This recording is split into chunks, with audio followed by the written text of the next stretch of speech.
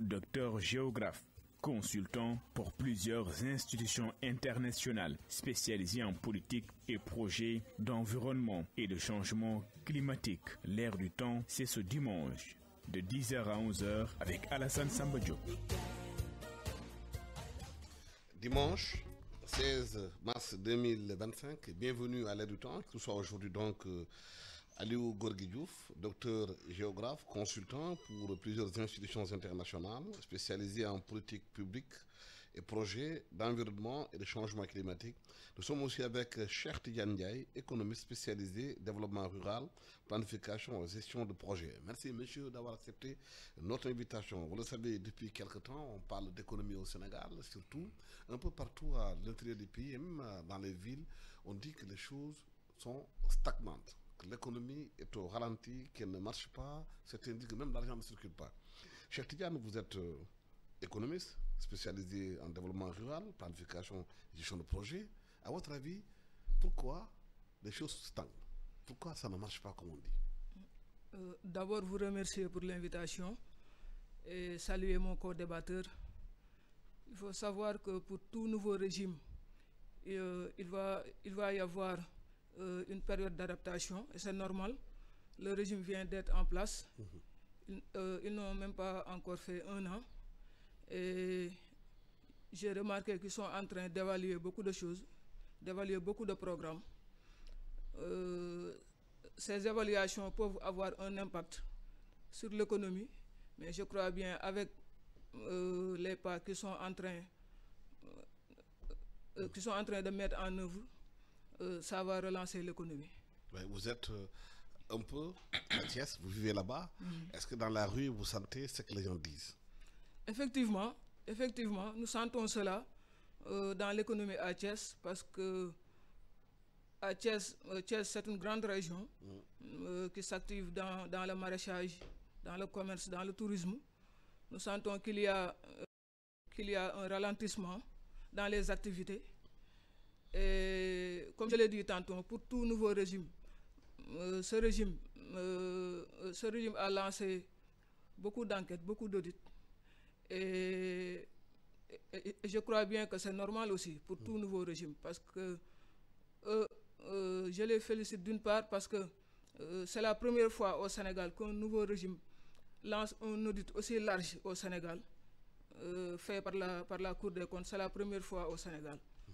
Et c'est une bonne chose pour nos activités. Aliou Diouf, comment vous vous sentez cette économie au Sénégal aujourd'hui? Oui, je pense que le constat est fait par tout le monde. Hein. Peut-être juste rectifier. Souvent, on a tendance à confondre mon nom, Gori, de Gorgui, quoi. Voilà. Gori, c'est Gori Diouf, quoi. Voilà, Gori Diouf. Voilà. Donc, je pense que le constat est fait par tout le monde, que effectivement les activités économiques sont au ralenti dans ce pays-là. Et comme l'a dit tout à l'heure Cheikh Tidiane, je pense que les audits qui ont été lancés, l'évaluation des différents programmes qui ont été lancés par le nouveau régime, en est une cause. En plus de cela, je pense aussi qu'il y a une autre cause plutôt conjoncturelle liée à l'hivernage, parce que nous sommes un pays éminemment agricole et nous savons que cette année, la saison des pluies, notamment du côté de l'arachide, n'a pas vraiment donné.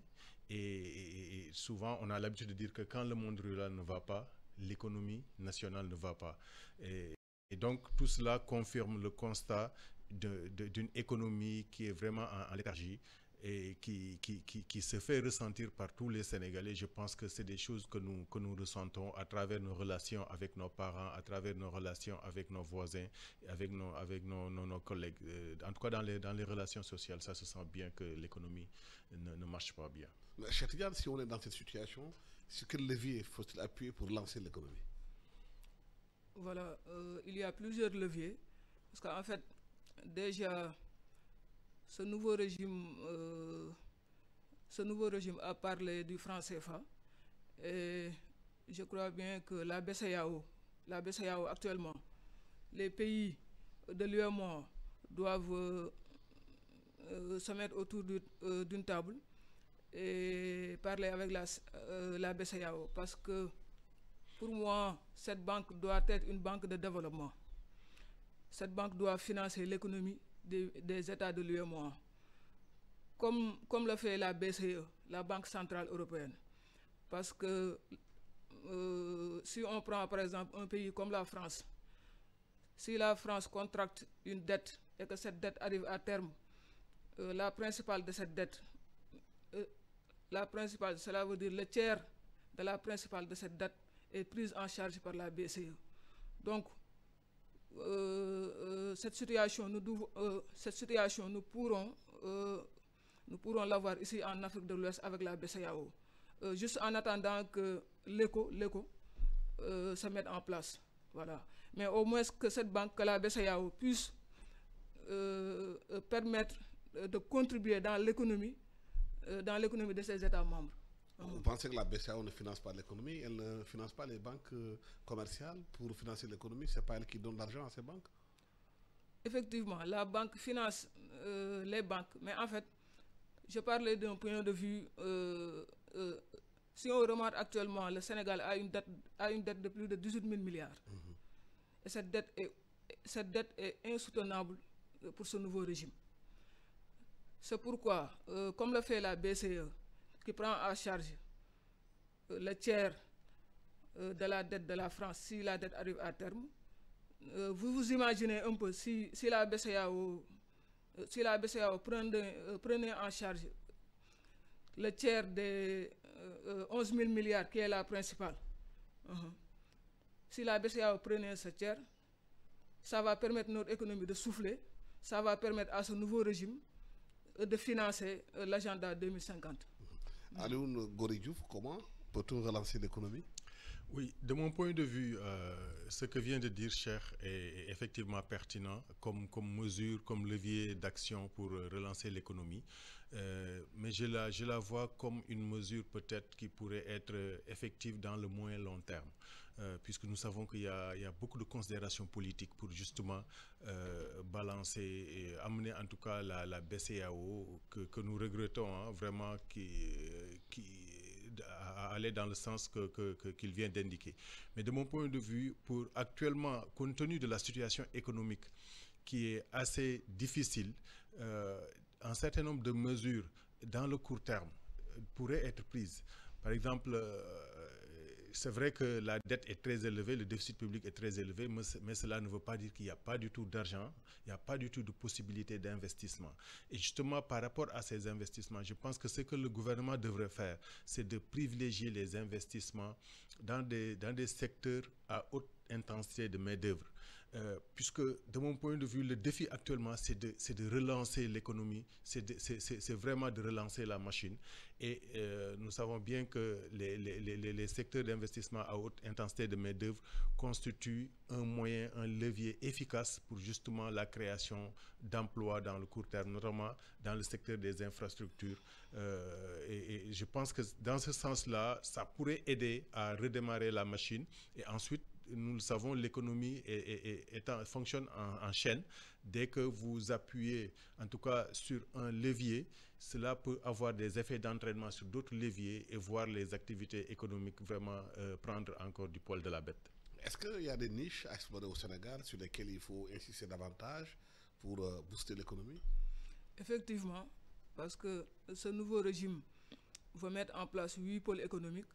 Moi, je crois bien que déjà, nous devons avoir le chronogramme de ces pôles économiques pour savoir est-ce que durant ce mandat, combien de pôles économiques seront installés. Et je crois bien que cette initiative va relancer notre économie au niveau local. Parce que l'économie se fait à la base. L'économie se fait à la base. Et nous, notre économie, c'est une économie, on peut dire que l'informel joue beaucoup dans notre économie. Et moi, dans mes initiatives, j'avais proposé qu'en fait, que l'État du Sénégal, le ministère de l'économie sociale et solidaire avec le ministère du Commerce, sélectionne plus de 500 PME, PMI, les plus émergentes, les plus productives, des PME qui ont de l'expérience, ces deux ministères peuvent les sélectionner, peuvent établir des critères, et l'État du Sénégal finance ces 500 PME. Parce qu'en fait, un État ne peut pas se développer sans des champions économiques. Et le président de la République a dit dans un discours qu'il compte dans un secteur privé fort et soutenu par l'État. Et je crois bien qu'avec nos régimes qui ont des États forts, l'État devrait pouvoir intervenir dans notre économie et appuyer ces PME, PMI pour au moins en sortir plus de 50 champions économiques. Les encadrer durant ce mandat pour qu'au moins à terme, nous pouvons dire que nous avons sur la table plus de 50 champions économiques dans divers secteurs. Et ce sera des secteurs porteurs. On a vu à travers le monde, en Allemagne, aux États-Unis, un peu partout, même en Inde, que quand il y a la Covid, il y a eu un renforcement davantage des PME, des PMI et même des TPE, des très petites entreprises, qui ont su tenir l'économie. Est-ce qu'aujourd'hui, vous pensez que pour booster davantage l'économie sénégalaise, il faut renforcer davantage les PME et les PMI avec un financement massif, c'est ça? Effectivement, parce que il y a un rapport de l'ANSD qui définit ce secteur qui compose les entrepreneuriats, qui compose les entrepreneurs, les très petites, les petites et aussi les moyennes entreprises. Et notre économie, c'est composé de ces PME. Et pour moi, il est essentiel pour l'État du Sénégal, pour relancer notre économie. J'ai entendu le ministère de l'économie sociale et solidaire dire qu'ils vont lancer plus de 1000 coopératives.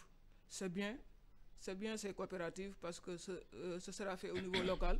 Mais aussi, s'ils peuvent sélectionner plus de 500 PME, les encadrer dans la compétitivité, dans la technique, pour au moins en sortir un lot de 50 champions économiques dont l'État du Sénégal va soutenir durant ces 5 années, ce sera bénéfique pour notre économie parce que, comme je l'ai dit tantôt, il nous faut des champions économiques comme le fait le Maroc actuellement, dans les banques, dans le secteur des BTP, dans le secteur de l'agriculture, dans le secteur de l'agrobusiness.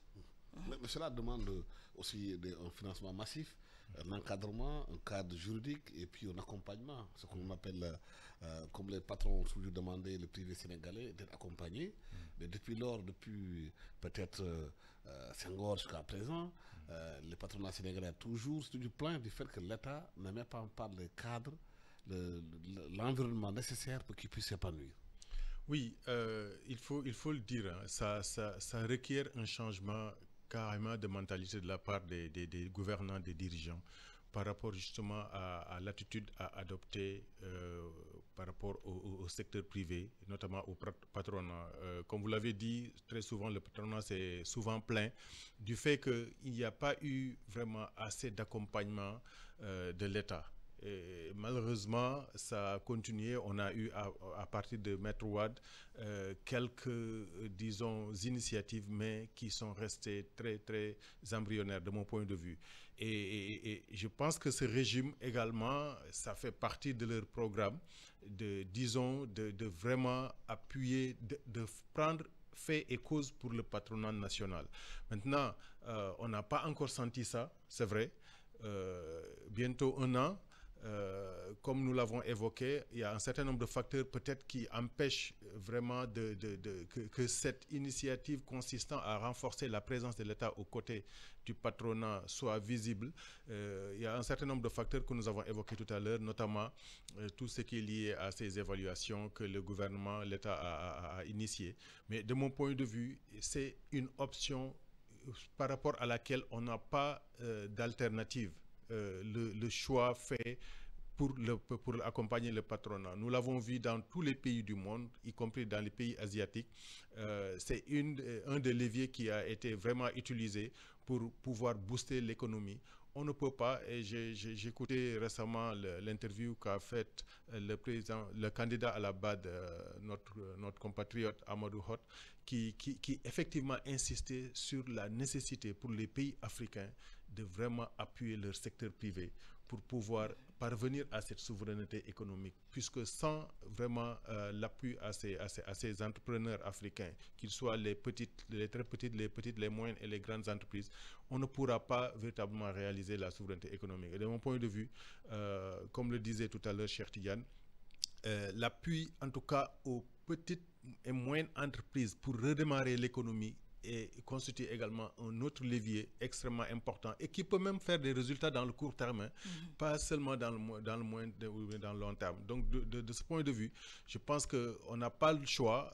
Tout ce que nous attendons maintenant, c'est qu'après ces audits, vraiment de commencer à voir les actes forts posés et puis des résultats du point de vue économique se produire avec le nouveau régime. Vous avez évoqué le cas du Maroc. Le patronat sénégalais se plaint souvent de constater qu'ici au Sénégal, c'est le patronat étranger qui est le plus privilégié par rapport au marché, par rapport aussi à la concurrence, parce qu'ils sont venus encadrés par leur pays.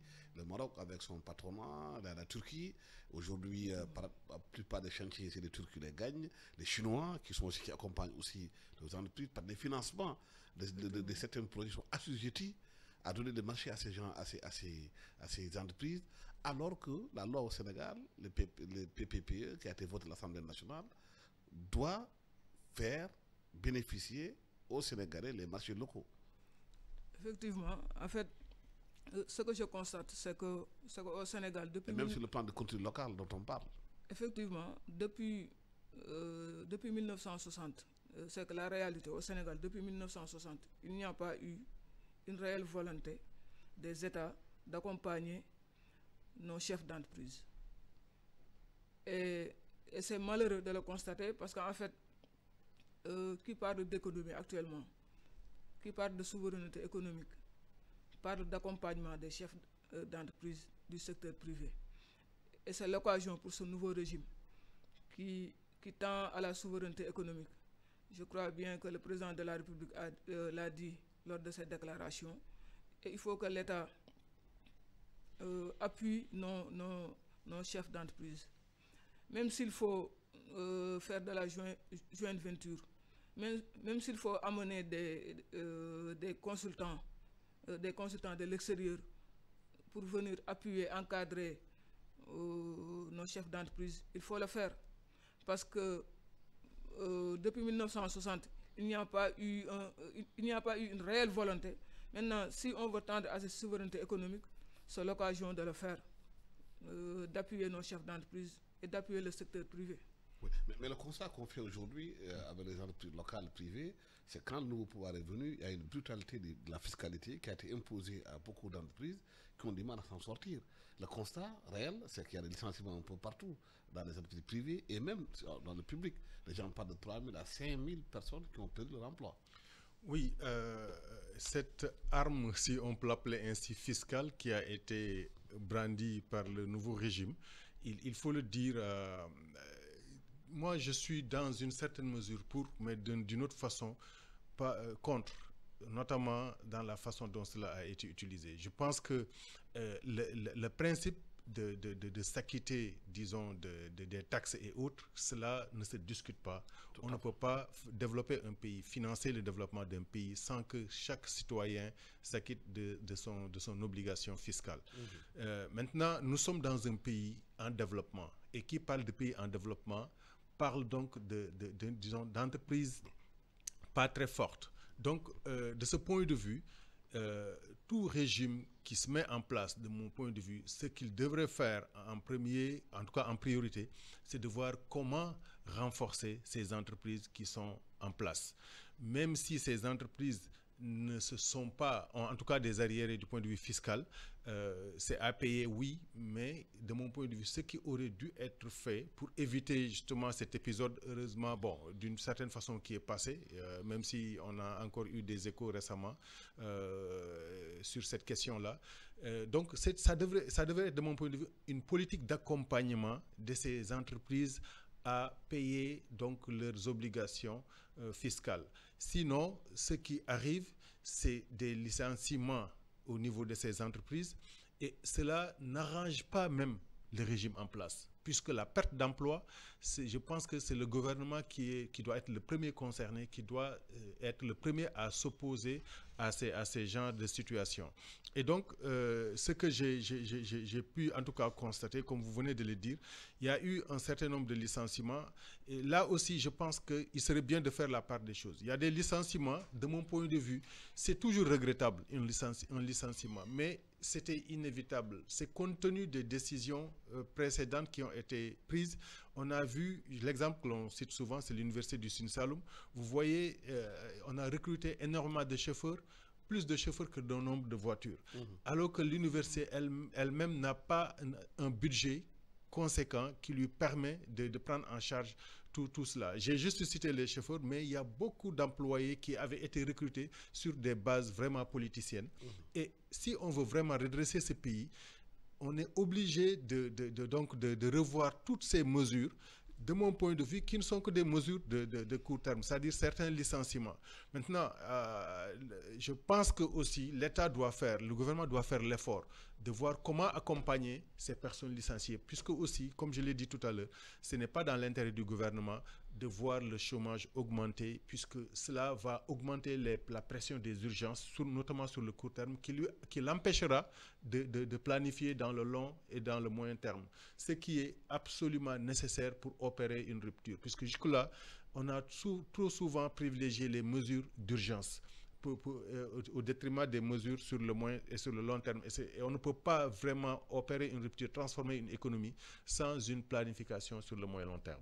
Je rappelle que vous suivez L'Air du Temps, qui reçoit Aliou Gori Diouf, qui est docteur géographe, consultant pour plusieurs institutions internationales, spécialisé en politique et projets d'environnement et de changement climatique, et Cheikh Tidiane Ndiaye, économiste spécialisé en développement rural, planification et gestion de projets. Cheikh Tidiane, comment aujourd'hui, face à cette situation, mettre le pays au travail? Comment mettre les Sénégalais au travail?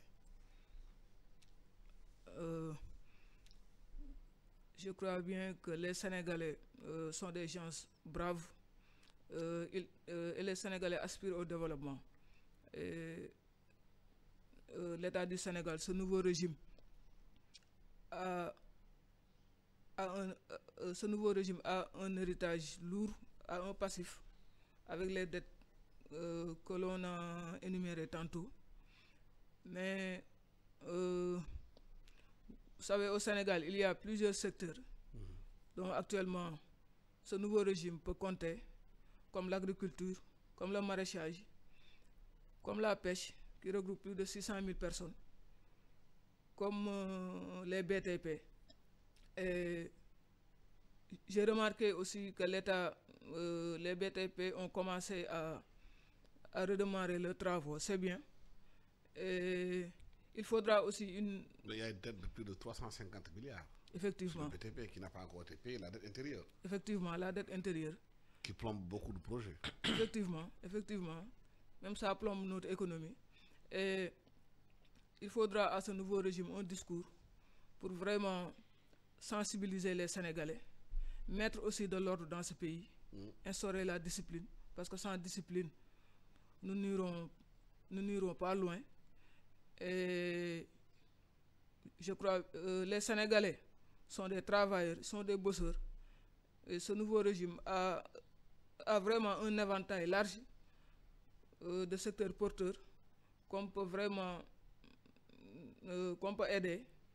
Et les Sénégalais peuvent s'activer dans ces secteurs. Comment mettre le pays au travail aujourd'hui? Oui, je pense que pour mettre le pays au travail, il faudrait activer les leviers dont on a parlé tout à l'heure. C'est extrêmement important, le financement des secteurs à haute intensité de main-d'œuvre, des PME, le financement dans le domaine de l'agriculture, qui peuvent avoir des résultats dans le court terme.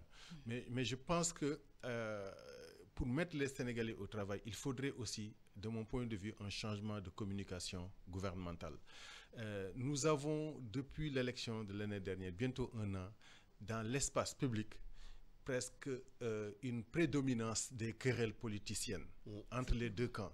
Et de mon point de vue, il faudrait franchement travailler à tasser ces débats qui sont devenus inutiles du point de vue politicien. Une élection s'est déroulée. Les Sénégalais ont élu un président de la République. Autant le camp du pouvoir que le camp de l'opposition, mais surtout le camp du pouvoir, la priorité, ce n'est plus d'être là disons, mener des débats, des attaques, disons, purement politiques. La priorité pour ce gouvernement, c'est de vraiment d'imposer un tempo et surtout communiquer sur les mesures, sur les solutions qui sont envisagées. Parce que jusque-là, ce que j'ai constaté, c'est qu'on communique beaucoup sur les diagnostics, sur les problèmes. Or, les problèmes, avant même qu'ils ne viennent au pouvoir, ils les connaissaient. Nous les connaissions. Donc, c'est vrai, ça prend du temps pour faire une évaluation de tout ce qui a été fait ici. C'est important également parce que vous ne pouvez pas venir et commencer à dérouler sans vraiment prendre la pleine mesure de la situation. Mais je pense que presque 12 mois après, nous devions plutôt axer la communication sur les solutions et cela contribuerait justement à créer cette atmosphère de mise au travail à laquelle vous appelez de tous vos voeux et que nous appelons nous tous de tous nos voeux. Et donc, de mon point de vue, la communication gouvernementale est extrêmement importante pour vraiment orienter le débat public, orienter les dynamiques vers le travail. À côté de cela, comme je l'ai dit tout à l'heure, il faudra maintenant essayer du peu de ressources dont dispose le gouvernement, les investir dans des secteurs qui peuvent vraiment aider à redémarrer l'économie. Aujourd'hui, la polémique au Sénégal, c'est encore toujours le débat politique, comme on dit, la controverse autour de l'abrogation partielle ou totale de la loi d'amnistie. L'opposition accuse le gouvernement de se renier par rapport à ses promesses. Ils avaient dit, quand ils étaient dans l'opposition, même en arrivant au pouvoir, qu'ils allaient abroger totalement la loi d'amnistie. Aujourd'hui, une proposition de loi a été déposée par le député Amadouba, une loi interprétative. Certains disent que le gouvernement, l'opposition du gouvernement veut une abrogation partielle pour aller contre, pour peut-être, comme ils disent certains membres de l'opposition, pour protéger certains casseurs et ensuite aller attaquer les forces de l'ordre, de défense et de sécurité qui étaient sur le terrain pour défendre la République. En fait, cette loi d'amnistie, ça fait partie des cadeaux empoisonnés laissés par Macky Sall à ce nouveau régime. Mais on parle de plus de 80 personnes décédées, on parle de plusieurs blessés, on parle de dégâts collatéraux. Et c'est un problème qu'on doit régler parce que si on ne règle pas ce problème, cela peut se reproduire. Et nous avons frôlé le chaos. Maintenant, ce nouveau régime doit impérativement faire un équilibre entre la justice et aussi la cohésion sociale. Parce que tout le monde réclame justice, c'est vrai, mais aussi, on a besoin aussi de stabilité sociale. Il y a des familles éplorées, il y a des blessés. Le Sénégal réclame justice, c'est vrai. Ce nouveau régime a proposé une loi partielle. Je n'ai pas eu connaissance de cette loi. Je n'ai pas lu les grandes lignes, mais il nous faut en fait justice, mais aussi un équilibre entre justice et stabilité sociale. Et cette loi d'amnistie aujourd'hui qui porte polémique, controverse? Oui, de mon point de vue, c'est une loi qui est inopportune. Pourquoi?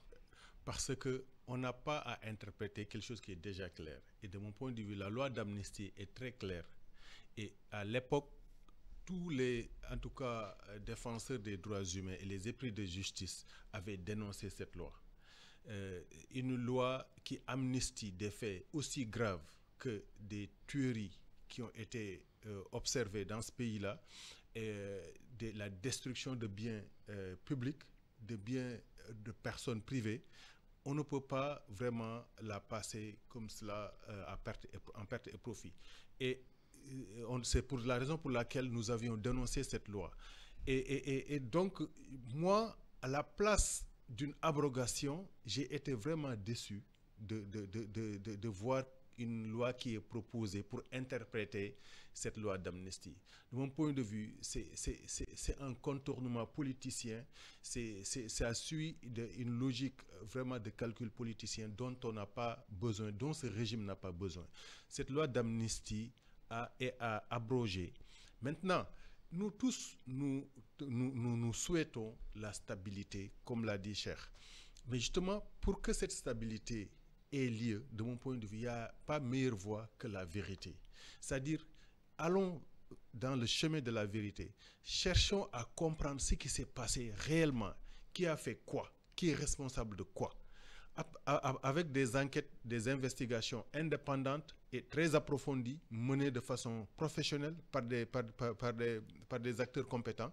Et à partir de ce moment-là, sur la base des résultats des enquêtes, moi, personnellement, nous pourrions alors aller vers ce qu'on appelle la réconciliation et le pardon. Mais au moins, faire en sorte que d'adopter une démarche pédagogique, c'est-à-dire qu'on puisse identifier les responsables de ce qui s'est passé. Si on doit se pardonner, on se pardonne. Si après, on se réconcilie pour mettre ce pays-là vraiment en stabilité et le mettre réellement au travail. Mais si on n'adopte pas cette approche, si on y va avec cette interprétation de la loi, cela crée une sélection donc des citoyens responsables à qui on va donc effacer les crimes qu'ils ont commis et d'autres qu'on va peut-être poursuivre. Et cela va encore accentuer le clivage dans ce pays qui est là depuis 2021 et on en a assez. Ça contribue à vraiment ralentir ce clivage-là, cette division de la société sénégalaise. Ça a contribué beaucoup à ralentir les performances économiques du pays. Et de mon point de vue, cette loi d'interprétation va contribuer justement à ce clivage. Et c'est dans ce sens-là que je trouve que c'est une loi qui est inopportune et qui n'arrange même pas le régime en place. Et dans la loi, les motifs qui ont été avancés, on dit que tous ceux qui ont commis peut-être des exactions qui sont par conviction politique peuvent ne pas être touchés. Et ceux peut-être qui ont commis d'autres crimes seront poursuivis. Et les gens ne comprennent pas qu'une loi soit faite à deux vitesses pour certains citoyens et d'autres dans un autre sens. Effectivement, comme je l'ai dit tantôt, c'est un cadeau empoisonné. Aussi, M. Diouf l'a si bien expliqué. C'est une situation inédite pour le Sénégal. Parce qu'en fait, nous parlons de plus de 80 personnes. 80 personnes, c'est beaucoup. 80 personnes. Et il y a eu aussi des blessés. Maintenant, il faut situer les responsabilités pour qu'on sache qui a fait quoi. Parce qu'il faudrait des enquêtes approfondies il y avait des pour savoir enquêtes. qui a fait quoi, qui est responsable de cela. Parce qu'on a l'impression que qu'on stigmatise une certaine catégorie de population parce que les forces de sécurité et de défense étaient là pour défendre la République. Effectivement, nous avons constaté que les forces de sécurité, comme à l'habitude, ils protègent la nation, et c'est tout à fait normal. Maintenant, il y a eu aussi des victimes. Il y a eu des victimes au niveau des forces de l'ordre, comme il y a aussi des victimes dans la société. Maintenant, il faut situer les responsabilités parce que pour que cette situation ne se reproduise plus au Sénégal, il faut qu'il y ait des sanctions, il faut qu'on situe les responsabilités pour que cette situation ne se reproduise plus. Parce que c'est une situation inédite, c'est une situation, même je peux dire, c'est une situation gênante pour ce nouveau régime, mais ils doivent régler ce problème. Ils doivent le régler, mais aussi, ils doivent jouer aussi, ils doivent prendre en compte la stabilité sociale de ce pays. Parce que ce qu'on a vécu depuis 2021, c'est un traumatisme et nous sommes dans un nouveau élan, et nous voulons vraiment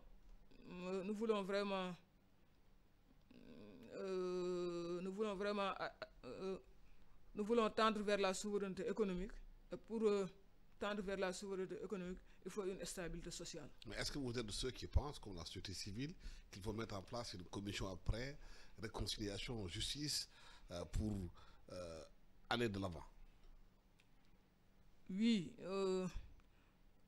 je crois bien qu'il nous faut des commissions de réconciliation, comme il y a eu en Côte d'Ivoire. La Côte d'Ivoire a vécu une guerre pendant plus de 10 ans. Après, ils ont mis en place une commission. Et comme ici aussi au Sénégal, cet État peut mettre en place des commissions pour que vraiment les familles éplorées parlent. Et j'ai remarqué aussi qu'ils ont lancé des indemnisations, c'est bien, mais aussi sur le plan psychosocial, il faut écouter ces familles, il faut leur parler, il faut aussi qu'il y ait justice. Parce que comme je l'ai dit tantôt, cette situation ne peut plus se reproduire au Sénégal. Nous avons frôlé le chaos. Il faut le dire ici, nous avons frôlé le chaos depuis 2021. Et pour que cette situation ne se reproduise plus, il faut qu'il y ait une justice. Mais aussi, il faut un équilibre entre justice et stabilité sociale. Qu'est-ce qu'il faut faire aujourd'hui par rapport à cette commission? Certains estiment que la loi qui est proposée va protéger certains et attaquer d'autres, et que dans cette loi, les forces de défense et de sécurité sont ciblées, et même certains magistrats qui vont faire un certain travail. Oui, et c'est l'un des aspects, moi, que j'ai vu les plus vraiment problématiques de cette loi. Cette catégorisation des citoyens que cette proposition de loi risque de faire. Et surtout concernant les forces de défense et de sécurité. De mon point de vue, c'est une boîte de Pandore, en tout cas Pandore qu'il ne faudrait pas, à laquelle il ne faudrait pas toucher. Si on doit vraiment disons, chercher les responsables, on doit les chercher partout. Moi, je me demande comment on peut d'ailleurs désigner, disons, les responsables et les victimes sans qu'il y ait une enquête approfondie. Ça, c'est une question que je me pose. De même que les gens qui sont indemnisés, c'est sur quelle base on les a identifiés, sur quelle base on a déterminé les montants qui leur sont donnés. Donc, de mon point de vue, tout cela ne devrait pas, en tout cas, se faire sans qu'il y ait eu au préalable une enquête approfondie. En tout cas, si tel que cela a été expliqué par le député Amadouba qui l'a proposé, déjà, moi, ça me pose problème que l'on parle de motivation politique. Ça, c'est très problématique. Sur quelle base on peut vraiment déterminer que la motivation d'un acte est politique? Ensuite, comme vous venez de le dire, cela peut contribuer en tout cas à cibler les forces de défense et de sécurité et certains magistrats, et cela, on n'en a pas besoin, ce régime n'en a pas besoin. Donc pour éviter tout cela, ce qu'on doit faire, pas ce qu'on aurait dû faire, mais ce qu'on doit faire, c'est vraiment de créer cette commission-là et donner les moyens à cette commission, y compris l'indépendance qu'il faut pour mener à bien les enquêtes et venir avec les résultats, écouter tout le monde. Parce que cela a une vertu thérapeutique, d'écouter les victimes, d'écouter ceux qui se sont sentis, en tout cas qui ont été blessés, qui ont perdu des membres de leur famille, qui ont perdu des biens. Cela, je pense que même ce serait le premier acte de réconciliation nationale si vraiment on créait cette commission et que cette commission se mettait à investiguer, à interroger tout le monde. Et à partir de là, nous verrons que même la prochaine étape serait la réconciliation nationale. Parce que rien que le fait de pouvoir situer les responsabilités, de mon point de vue, ça allège énormément, ça soulage la douleur des uns et des autres. Et ce pays, encore une fois, nous le répétons, on a besoin de réconciliation pour pouvoir mettre ce pays-là sur les rails. Sinon, si on continue dans cette logique, mais c'est le régime actuel, c'est le gouvernement actuel qui va éprouver le plus de difficultés parce qu'on ne peut pas gouverner un pays qui est divisé. On ne peut pas réaliser des performances économiques pour une société qui est divisée. Et vraiment, de mon point de vue, c'est devenu même urgent pour ce gouvernement, pour aller dans ce sens-là, à travers le discours. Vraiment éviter le piège que les opposants tendent disons, les convoquer sur le terrain purement politicien, le terrain de la polémique. Le gouvernement n'a pas le temps de polémiquer. Le gouvernement même cette proposition de loi, moi je trouve que ça divertit le régime actuellement. On n'a pas, vous voyez un ministre de l'exécutif qui se met à se prononcer sur la loi. Vous voyez, tout cela, c'est regrettable. C'est regrettable. Donc, de mon point de vue, cette loi, elle est inopportune. On a d'autres choses, d'autres priorités à vraiment, disons, prendre en charge, y compris l'Assemblée nationale, que de chercher à interpréter une loi qu'on rend même plus floue de mon point de vue. Parce que toutes les explications qui ont suivi la proposition faite par le député Amadou Ba rendent la loi même plus confuse. Et de mon point de vue, tout cela relève d'une certaine façon disons, de logique politicienne. Depuis 2011, on est dans une sorte de guérilla dans ce pays-là, divisé, où chacun défend ses clans et aussi ses positions. Comment faire pour apaiser ce pays? Voilà, comme l'a si bien dit M. Diouf, si déjà, s'il y a justice et s'il y a aussi des commissions qui peuvent entendre ces familles, ça peut aider à la réconciliation. Mais aussi, sur le plan aussi, parce que pour apaiser un pays, il faut que tous les Sénégalais se sentent à l'aise, ils se sentent d'être Sénégalais. Ce pays, si on analyse bien, depuis 1960, il y a un petit groupe de privilégiés dans ce pays. Ce sont ces personnes qui bénéficient de villas à la cité Faisal, ce sont ces personnes qui bénéficient de résidences. Hein? Et moi qui parcours le Sénégal, bon, je ne sais pas si vous connaissez les communes de Ngandjouf et de Mbayenne. Ce sont des communes qui se trouvent dans le département de Tivaouane. Ces deux communes-là, depuis 1960, ils n'ont même pas eu 1 kilomètre de route bitumée. Et on parle d'équité. Et je crois bien que ce nouveau régime a un double défi. Il faut que chaque Sénégalais bénéficie des avantages économiques, socio-économiques de ce pays. Et pour apaiser ce pays, pour que vraiment les Sénégalais aussi se mettent au travail, il faut qu'il y ait équité, il faut qu'il y ait aussi discipline, il faut qu'il y ait justice. Il faut qu'il y ait justice parce que si vous allez actuellement dans la région de Kolda, dans la région de Tambacounda, vous verrez vraiment des villages, des Sénégalais qui n'ont jamais eu un bénéfice, un avantage de l'État du Sénégal. Et ça, ce ne sont pas des détails, mais ce sont de véritables problèmes que ce nouveau régime doit régler. Il faut que chaque Sénégalais bénéficie des avantages de ce pays, bénéficie des ressources du pétrole et du gaz, parce que cela fait partie des situations qui peuvent apaiser ce pays. Justice, c'est bien, mais aussi que les Sénégalais, que chaque Sénégalais bénéficie des avantages de ce pays. Mais c'est déplorable aujourd'hui d'entendre. Moi, je suis thiessois, par exemple. J'ai eu beaucoup d'amis, y compris moi-même, qui avions décidé d'acheter des terrains dans la zone de Mourkad. Mais lorsqu'on a appris qu'il y a un petit groupe de privilégiés qui bénéficient de 8000 hectares, de 26 hectares, vraiment, nous Thiessois, nous jeunes Thiessois, qui n'ont même pas encore de résidence, cette situation est déplorable pour nous. Et cette situation, c'est partout au Sénégal. Depuis 1960, c'est comme ça.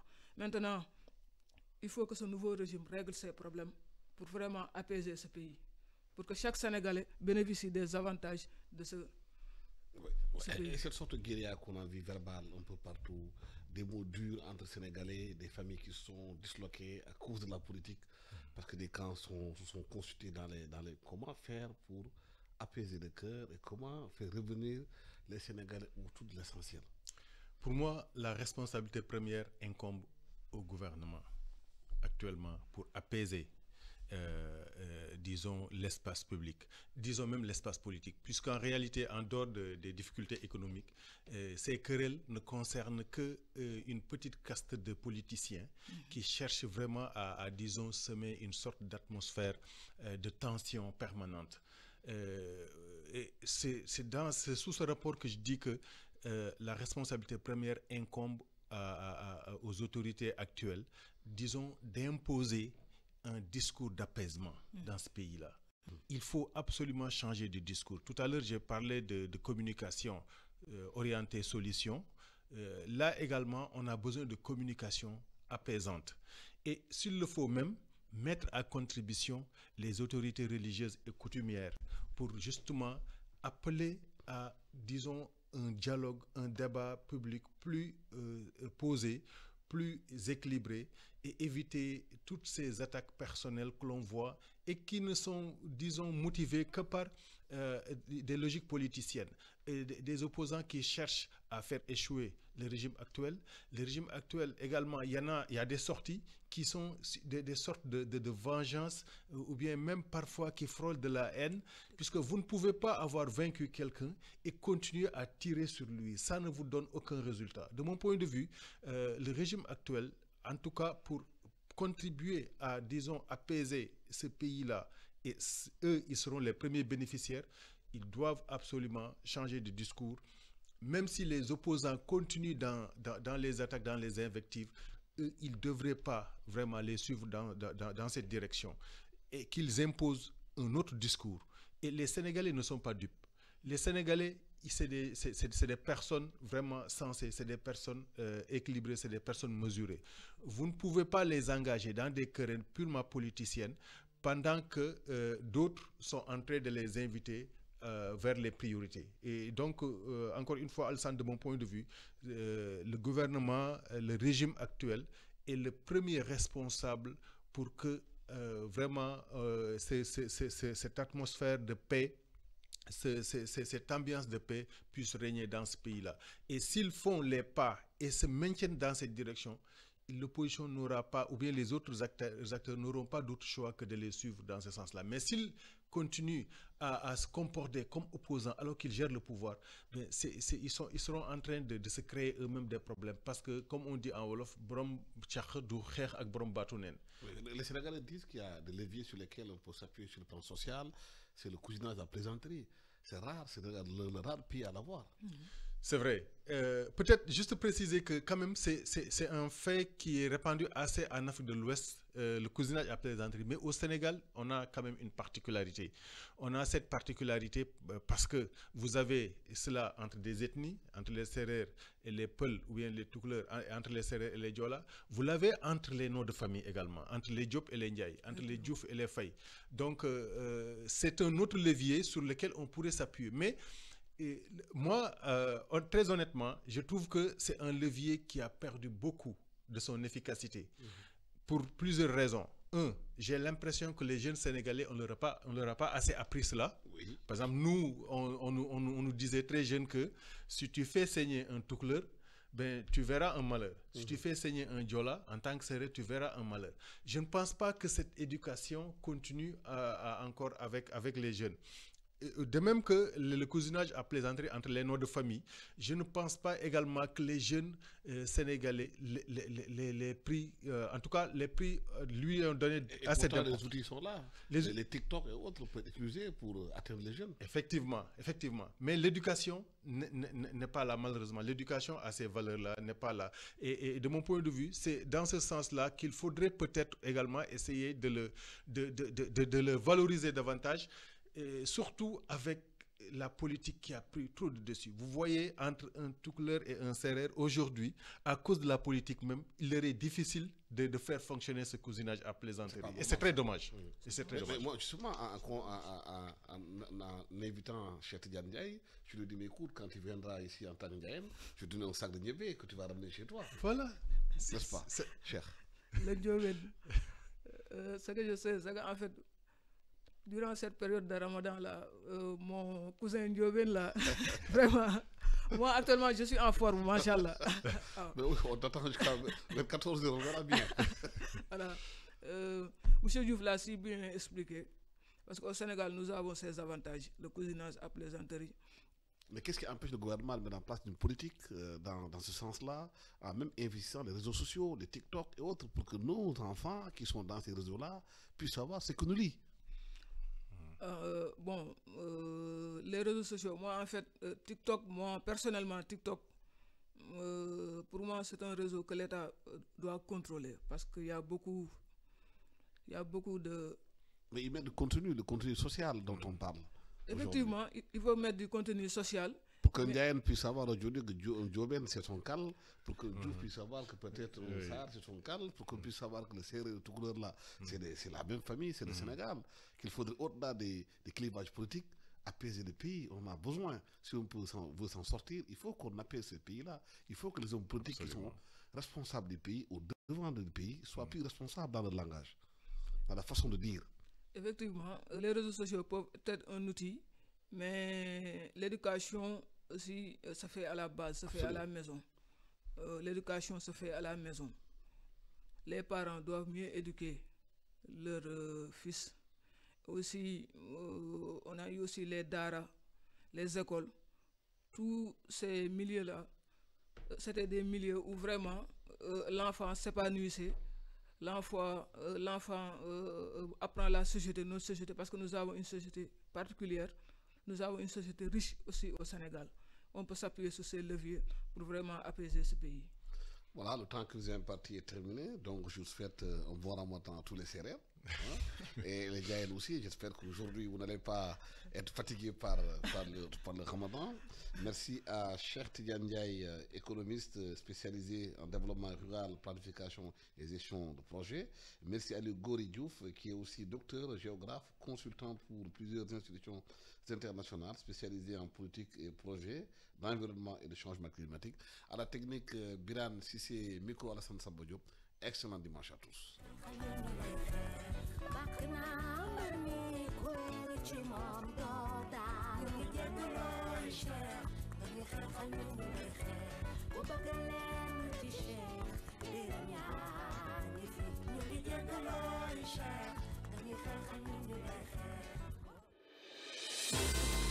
Vous écoutez e-Radio 90.3, la première radio-vision du Sénégal.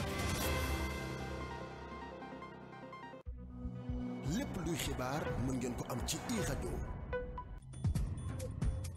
e-radio fa leen tollu di toppandi jàpp leen fukki waxtu ak benn di 11h05 la def ji daal leen di dégtal ab jukkib xibaar daal di